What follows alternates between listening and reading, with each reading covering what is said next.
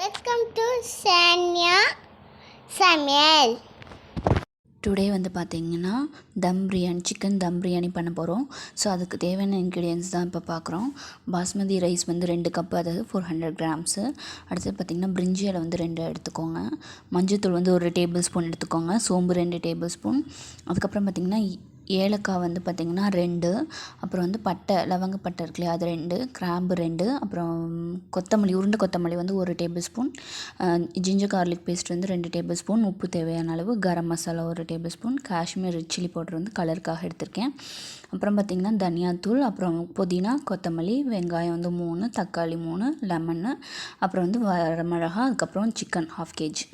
இப்போ வாங்க, பாஸ்மதி ரைஸ் வந்து நான் வந்து 2 டம்ளர் எடுத்துருக்கேன் இல்லையா, அதை வந்து ஒரு 10 to 15 மினிட்ஸ் வந்து ஊற வச்சுருக்கேன் கழுவி.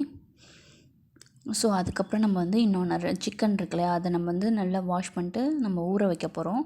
ஸோ வந்து நான் இதில் வந்து தயிர் வந்து நல்லா கெட்டி தயிர் 2 டேபிள் ஸ்பூன், மஞ்சத்தூள், அதுக்கப்புறம் உப்பு, சிக்கன் இந்த அப்புறம் வந்து காரத்துக்கு ஏற்ப இது போட்டு லெமன் புழிஞ்சு விட்டு ஊற வச்சுருக்கேன். ஸோ இதில் இருக்க அந்த இந்த தண்ணியெல்லாம் இறங்கணும். அது வந்து ஒரு அரை மணி நேரம் ஊற வச்சுருங்க. இது வந்து பார்த்திங்கன்னா நம்ம அரிசியை வந்து ஒரு 70% வந்து குக் பண்ணி எடுத்துக்க போகிறோம். ரொம்ப குக் பண்ணக்கூடாது, கொஞ்சம் விதையாட்டாக இருக்கிற மாதிரி குக் பண்ணிக்க போகிறோம். ஏன்னா அப்புறம் திரும்ப நம்ம தம் போடுவோம். தண்ணி கொதிச்சதுக்கப்புறம் நம்ம வந்துட்டு அரிசி போட போகிறோம். நான் இதில் தண்ணியில் வந்து பார்த்திங்கன்னா வாசனைக்காக நான் பிரிஞ்சி இலை, அந்த அன்னாச்சி பூ, சோம்பு, பட்டை அதெல்லாம் போட்டிருக்கேன். ஸோ இது வந்து அப்புறம் வந்து நீங்கள் சாப்பாட்டுக்கு வந்து உப்பு வந்து சேர்க்குறேன்னா சேர்த்துக்கோங்க. நான் வந்து ஒரு 70% குக் பண்ணி, ரொம்ப குக் பண்ணல. அந்த கஞ்சி வந்து நான் வடித்து எடுத்துக்க போகிறேன்.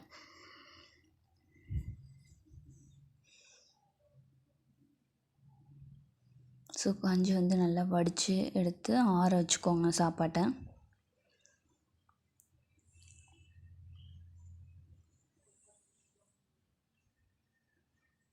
அந்த லீஃபெல்லாம் நீங்கள் எடுத்துகிறதுனா எடுத்துருங்க. நெக்ஸ்ட்டு வந்து பார்த்திங்கன்னா நம்ம எதில் செய்ய போகிறோமோ அதில் வந்து நான் ஒரு 4 தேக்கரண்டி எண்ணெய் ஊற்றிட்டு பச்சை மிளகாய் 2 போட்டிருக்கேன்.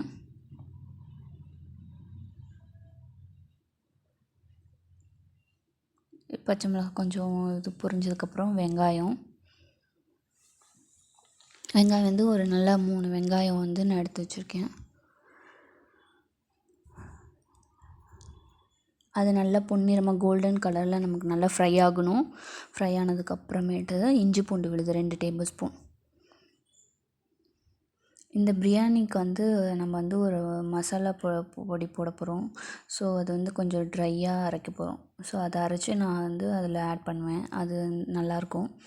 ஸோ இந்த இஞ்சி பூண்டு விழுது வாசனை போகிற வரைக்கும் நல்லா வதக்கிக்கோங்க.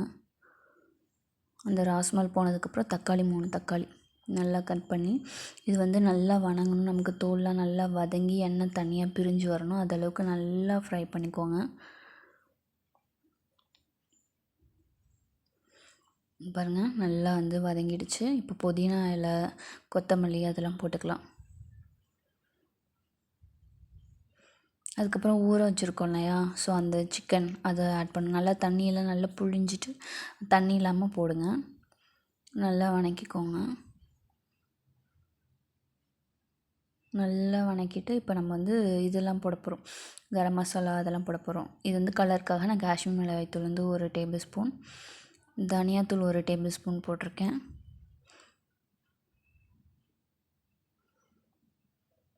அப்புறம் பார்த்திங்கன்னா மஞ்சள்தூள் 1 டேபிள் ஸ்பூன், ஜீரகத்தூள், கரம் மசாலா, மஞ்சள்தூள், மிளகாய்த்தூள் இதெல்லாம் போட்டுட்டு நல்லா கிண்டி விட்டு கொஞ்சோண்டு தண்ணி ஊற்றி நம்ம வந்து சிக்கனுக்கு தேவையான சிக்கன்லேயும் கொஞ்சம் தண்ணி நல்லா வடியும், இறங்கும். ஸோ அதனால் கொஞ்சமாக தண்ணி ஊற்றி உப்பு போட்டு நம்ம இது வந்து பார்த்திங்கன்னா அந்த மசாலா பொடி நான் சொன்னேன் இல்லையா, என்னென்னலாம் போடணுன்னா ஜீரகத்தூள், ஜீரகம், சோம்பு, பட்டை, பிரிஞ்சி இலை, மிளகு, வரமிளகாய் 1 போட்டுக்கோங்க. நான் இந்த பொடிக்கு வந்து இந்த மசாலா பிரியாணி பவுடருக்கு வந்து நான் என்னென்ன வேணும்னு டிஸ்கிரிப்ஷனில் கொடுக்குறேன். ஸோ இது போட்டால் வந்து சூப்பராக டேஸ்ட்டாக இருக்கும். ஏலக்காய், முந்திரி, ஜீரகம், மிளகு, சோம்பு, பிரிஞ்சி இலை, பட்டை, கிராம்பு வந்து 1 மட்டும் போட்டுக்கோங்க. காரமாக இருக்கும். வரமிளகா இதெல்லாம் போட்டு நான் அரைச்சி நான் அதை போட்டிருக்கேன், ட்ரையாக பவுட்ராக போட்டிருக்கேன். ஸோ கொஞ்சோண்டு தண்ணி ஊற்றி இப்போ நமக்கு இந்த சிக்கன் வந்து நல்லா வேகணும். வெந்ததுக்கப்புறம் நம்ம வந்து அரிசி போடுவோம். இப்போ நீங்கள் வந்து இது வேகட்டும். இன்னொரு சைடில் வந்து பார்த்திங்கன்னா கல் வந்து நல்லா சூடு பண்ணிக்கோங்க, நல்லா சூடாகணும் கல். ஸோ சிக்கன் வெந்ததுக்கப்புறம் நான் இப்போ வந்து அரிசி போடுறேன், அதாவது சாதம் போடுறேன். வேக வச்ச நம்ம அந்த பாஸ்மதி ரைஸ் இருக்குல்லையா, அது போட போகிறேன். ரொம்ப கிண்டி விடாதீங்க. இது இப்போ வந்து என்ன பண்ணிங்கன்னா மேலே நெய் தடவி விட்டு லெமன் லைட்டாக புழிஞ்சு விடுங்க. நமக்கு பொலன்னு அரிசி வேணும் இல்லையா, இல்லைன்னா உடஞ்சிரும். ரொம்ப கிண்டி விடாதீங்க. ஸோ இந்த பாத்திரத்தை வந்து மூடி வைக்கணும். இந்த பாத்திரத்துக்கு ஏற்ற மாதிரி சைட்லலாம் ஆவி போகாத மாதிரி நல்லா க்ளோஸ்டாக இருக்கிற மாதிரி ஒரு பிளேட் எடுத்து மூடிக்கோங்க. பாருங்கள் கல் நல்லா சூடேறிடுச்சு. நல்லா ஒரு 10 நிமிஷம் இருக்கும் நல்லா சூடு பண்ணியிருக்கேன். ஸோ இது மேலே இப்போ நம்ம வந்து மூடி போட்டு நம்ம அந்த பிரியாணியை வந்து அரிசி சாப்பாடு போட்டோம் இல்லையா, அது மூடி வச்சுட்டு சைட்லலாம் உங்களுக்கு வந்து ஆவி போகக்கூடாது. ஸோ வெயிட்டு ஒன்று வைக்கணும். ஸோ அதுக்காக நான் இப்போ வந்து இது மேலே தண்ணி நல்லா ஒரு ஃபில் பண்ணி ஒரு 5 மினிட்ஸ் வந்து அடுப்பை சிம்மில் வைங்க. அப்புறம் ஆஃப் பண்ணிவிடுங்க. அதுலேயே ஒரு 10 மினிட்ஸ் வந்து அந்த நல்லா சூடேறி இருக்கும் இல்லையா சட்டி, அதுலேயே வந்து தோசை தவா சூடேறி இருக்கும் இல்லையா, அதுலேயே வெந்திருக்கும். ருசிச்சு சாப்பிட கிடைச்சது அத நினைச்சுத்தான் மனோபோலகம் முழுவதும் பருக்குது. சுட சுட அந்த மதுர மல்லிப்பூ இட்லியே மீன் குழம்புல கொஞ்சம் புரட்டி சாப்பிட எச்சிலு ஊறுது உள்ளுக்குள்ள. இந்த போறப்பு தான் நல்லா ருசிச்சு சாப்பிட கிடைச்சது. அத நினைச்சுத்தான் மனோபோலகம் முழுவதும் பருக்குது. தேங்க்யூ.